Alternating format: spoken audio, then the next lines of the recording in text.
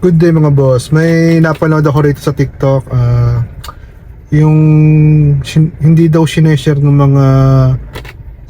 mga successful na TikTok affiliate yung swerte. Kasama daw ang swerte sa pagti-TikTok affiliate kung ba't sila milyona na yung kinikita. Pero sa akin, hindi kasi ako naniniwala sa swerte mga boss, pasensya na.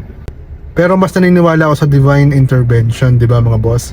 Yung nagagawa ng Diyos, hindi sa swerte.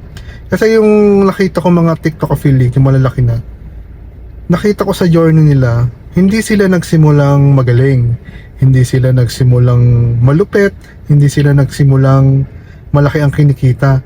Ang nakita ko, mga boss, talagang tuloy-tuloy lang sila. Yun ang sekreto, magtuloy-tuloy ka lang.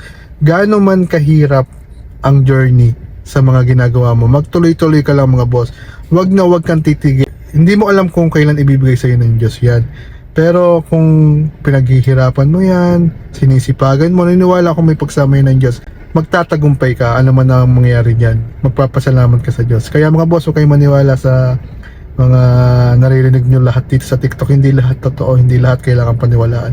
Basta may papayo ko lang sa inyo, mga content creator, mga TikTok affiliate, tuloy-tuloy lang, huwag kayong titigil. Sipag lang at tiyaga.